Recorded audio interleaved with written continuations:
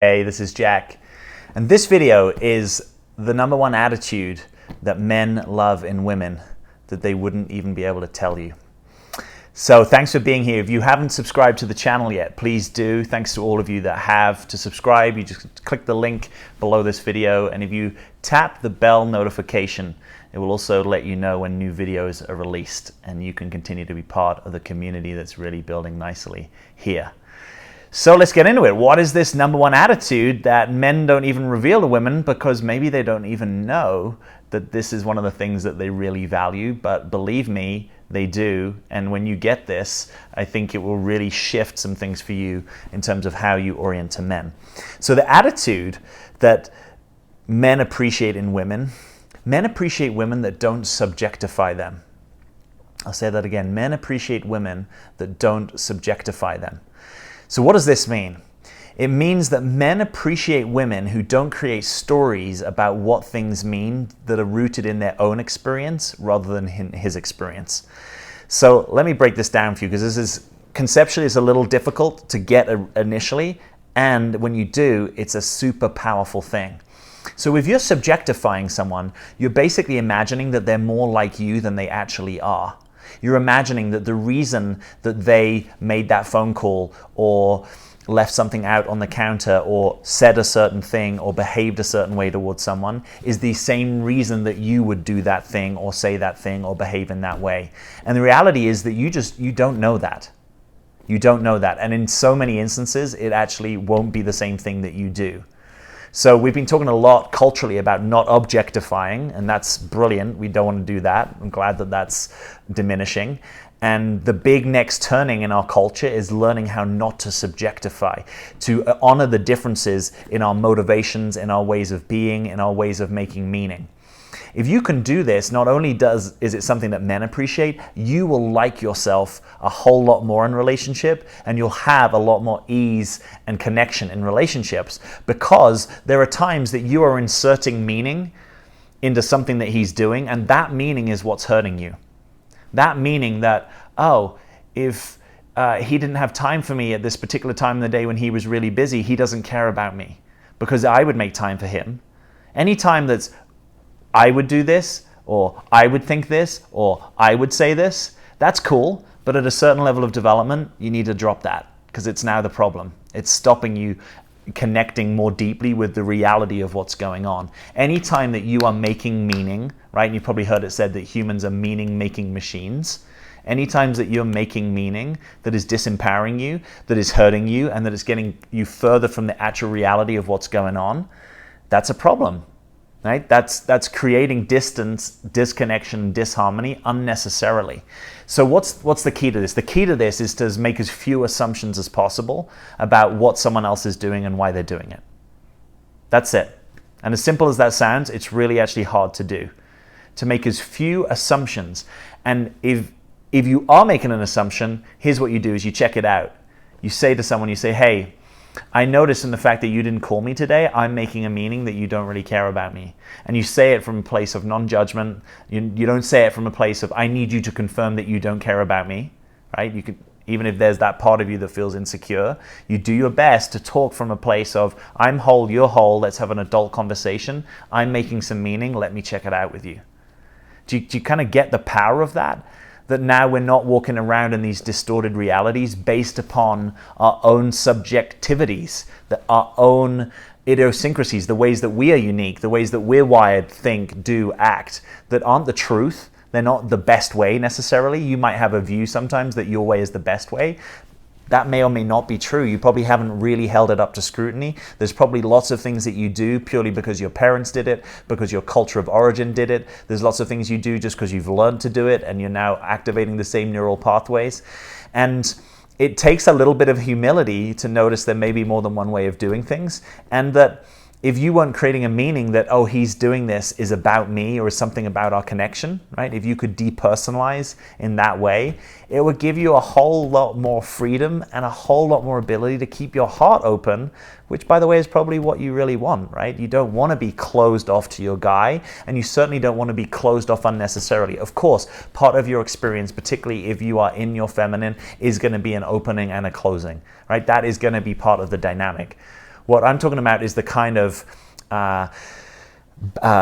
background criticisms and judgments that you're running that lead to resentment that you haven't even acknowledged to him that they're running. You maybe haven't even acknowledged to yourself, and they're based upon an assumption that's based upon your own subjective experience, right?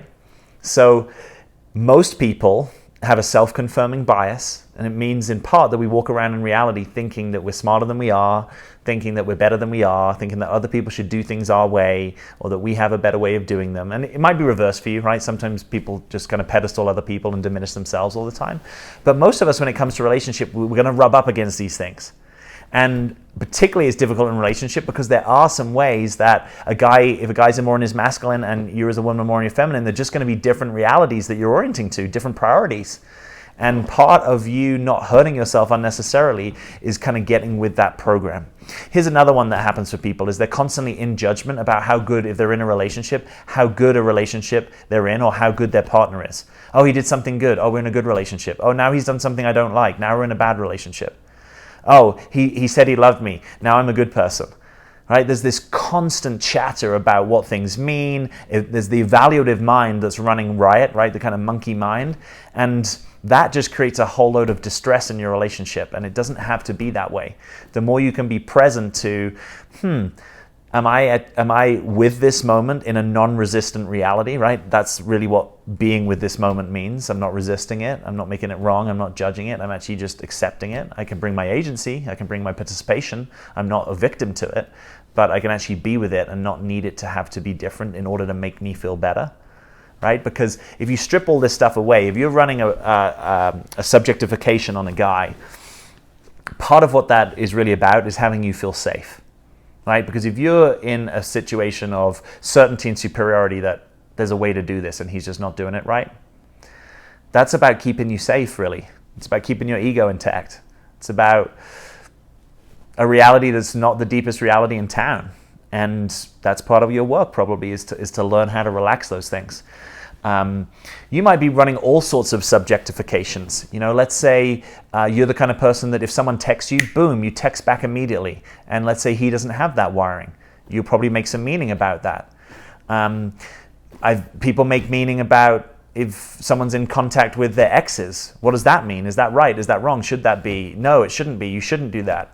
Right? There's a lot that can get inserted in here, and I'm not saying anything about it. Right? There might be a highly appropriate relationship with an ex as a friend, or there might be a highly inappropriate relationship. But we don't want to just insert our own rackets on other people, our own subjectifications on other people unconsciously. That's part of what we're doing is we're waking this stuff up to bring it into consciousness so you can see, well, what's actually going on here. Maybe you're someone that's not used to being silent around other people. So if we were sitting on the couch together or hanging out in the kitchen and being silent, in your world, that might mean there's a problem, right? In his world, that may not mean there's a problem. So again, you can bring your vulnerability to these things by saying, hey, I notice I'm creating this story. That's really, if there was one phrase you could take it as, hey, I notice I'm creating this story. I notice I'm in this perspective and I want to check it out with you. It's important because it actually allows you to cultivate deeper intimacy, right? Rather than I'm now in this bubble of ideas and subjectifications that you're putting in between me and you, we can be in more direct contact because we're not creating stories about each other in the same way. We're actually willing to see, well, what is the reality that you're operating from? Now, there might be some things that you're doing that I actually have legitimate requests I want to make. Like, hey, when you do this particular thing, is there a chance you could do it this way? Would that be okay to you? But then I'm making a request. It's not a covert demand based upon an unconscious subjectification. I'm going to say that again. It's not a covert demand like you're doing this wrong based upon an unconscious subjectification. I'm doing it right. And I've not even presenced that in my reality. You see how this stuff can be really powerful when you start to notice like, oh, yeah, I have lots of ideas about what things mean and what they should mean and how someone should show up. And part of being in the kind of conscious, authentic relationship that if you're watching this right now, I'm going to imagine most of you watching this right now are wanting that. It's actually about allowing two people to be more themselves And ideally, that's about creating more space and range in the ways that we can be with each other. And you might have to practice there. You might have to practice a little bit, like there's a way or a part of that person that isn't native to the way that you show up, and you don't kind of get it, or you don't understand it, or it's difficult. That's fine. But now we're in a conscious orientation to that, like, oh, I'm learning about it, or we are co-exploring. Maybe there's an energy that they can express in a way that's easier for you to be with them. But that's a whole different thing than I'm just making meaning that you're doing something wrong, or you're not showing up in a way that I appreciate, or there's a thing you're doing that you should not be doing based upon my own subjective experience. So I hope that makes sense to you. I'd love to know, as always, questions and comments below the video. I'd love for you to share your own experiences in this territory. If you already knew about subjectification, I'd love you to share any wins or challenges that you have had. And again, if you haven't, just go ahead, click that bell notification, subscribe so you get updates as soon as they come out. I'm Jack. Thanks for being here.